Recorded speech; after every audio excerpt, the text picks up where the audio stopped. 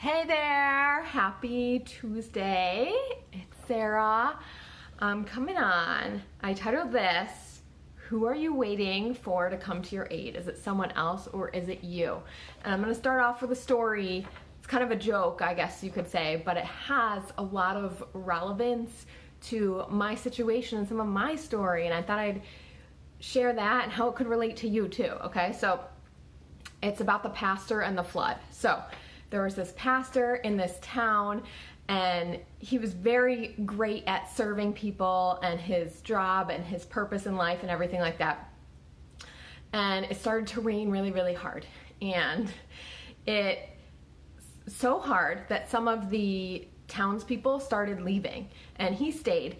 And then finally the water started rising a little, and a boat came along and said, a small boat, and it said, "Pastor, hey, like a bunch of us are leaving. I think we have to get out of town. It's dangerous." And he's like, no, I'm good.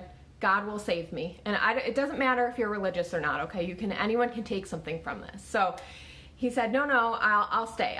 So then the waters just kept rising, and he couldn't even be in the bottom floor of the church anymore. He had to go into like an upstairs room because the waters just were getting so high. So finally a bigger boat, like a rescue boat, came along and looking to see if there was anyone left in the town, because pretty much everyone had left by then. And so they saw him in the church, and they said, "Hey, pastor, you have to come out now. Like, everyone's left. Like, this is our last sweep. You have to come." And he said, no, I've been praying. God will save me. And so then the waters just kept rising. It didn't get better. And he kept praying, and finally he had to go on the roof. So he had to go all the way on the roof to escape the floods and not drown. And then he was on the roof, and one final sweep was a rescue helicopter coming along with their searchlight and looking to see if there was anyone left in the town. And they saw him on the roof, and they put down their ladder and said, come on, let us save you. And he said, no, God will save me. I've been praying. I know God will save me. And he drowned. And he got to heaven, and he was angry. He's like, God, I spent my life, giving your message and serving people and being a good servant and all the things. And he's like, why didn't you save me? And God said, you idiot, I sent you 2 boats and a helicopter. So how does this relate? Okay, why am I telling this story? I'm telling you this story because I was in a situation where I hated my job. I hated pharmacy. I'll go back a little bit, but I'll just say I hated it, and I probably wasn't open about it then, except to my husband. Back when I started it, he was really the one who knew how much I hated it. Like, anyone else who asked me off the street, or like distant family or friends, I'd be like, yeah, it's okay. Maybe like really close people to me would know how much I did not enjoy it.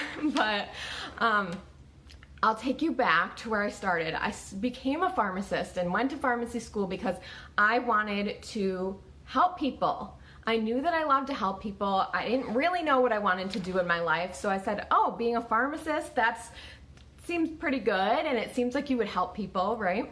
And then I was also in a situation as a pharmacist where I was trading hours for dollars. So you had to literally go there, clock in or whatever, in order to make money. I don't know if any of you watching are in a situation like that, but you had to literally be there to make money. And someone had said to me and my husband at one point in our life that, the real like gold is a business. And I had that seed planted a long time ago. Like, the real, where you can like really make money is not by being an employee, and where you can really be free is not by being an employee. So just a little seed that someone had planted in my head there.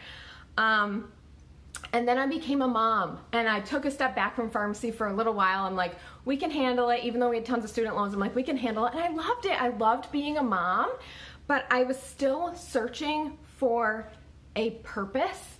And I knew I couldn't not bring an income forever, because I had over $100,000 of student loans. So did my husband. I knew I needed to make money, and I knew just in my heart that I needed to do something that wasn't only raising children. That is a huge part of my purpose. I will say that, raising amazing, kind kids.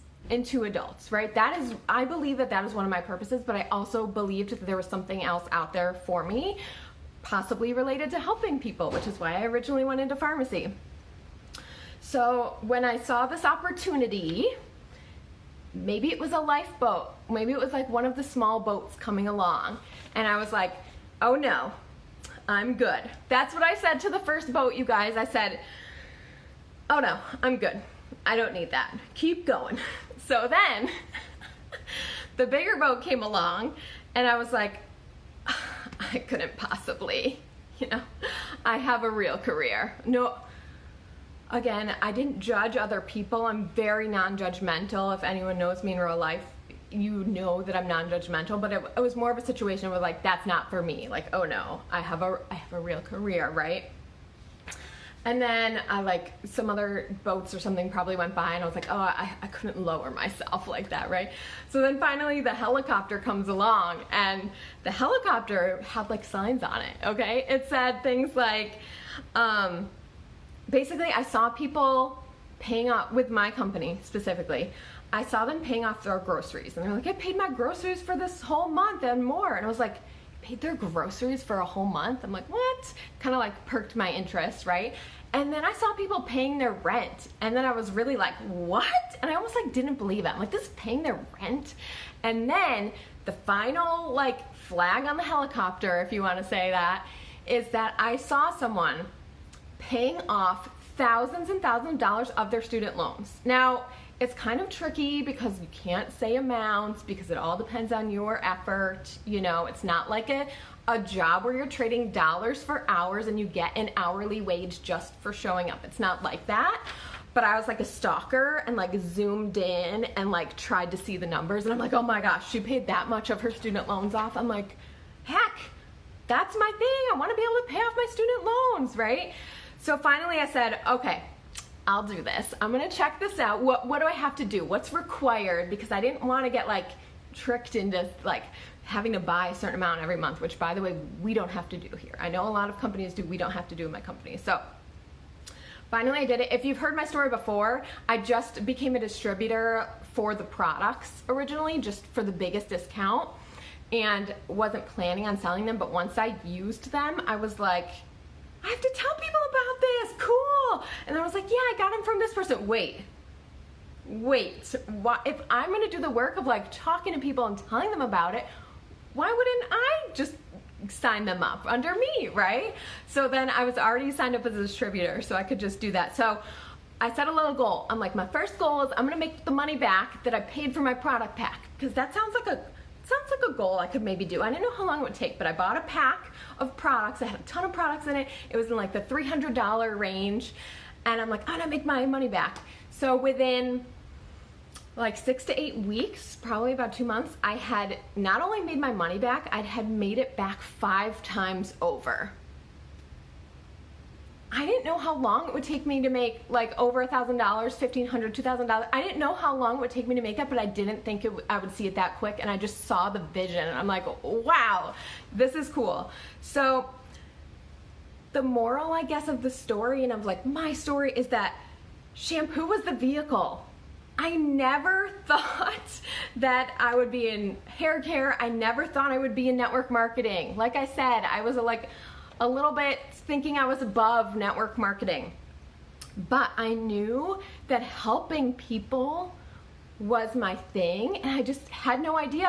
Had I been like the pastor and said like, no, I wouldn't be where I am today, and it's incredible, and it's one of my passions. And I was talking on my stories the other day about how I'm a non-influencer because someone said to me, oh, so you're an influencer now. And I'm like, I'm really not. I don't have a big network. I don't have a big following. I'm showing up with like at least day 3 hair, and I'm a mom of small kids. I didn't have a good network. Like I said, I wasn't in hair, like I wasn't a hairstylist or anything. I had zero sales experience, and if I can do this, then I truly believe that anyone can.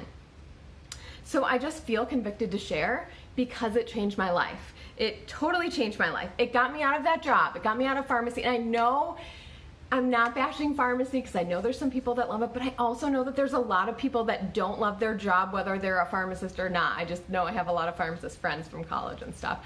But whether you're a pharmacist or not, I know that there's other people that hate their job. Or maybe you don't even hate your job, but you just want more freedom. Maybe you don't want to have that trade your hours for dollars, or trade your hours for dollars. Like, maybe you don't want to have that. Maybe you just want to be more present with your kids. Maybe you just want to be your own boss, right?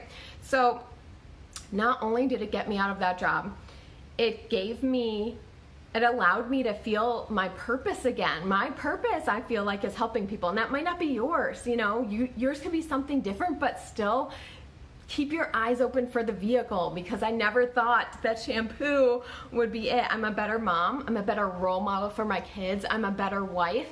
I'm a better person.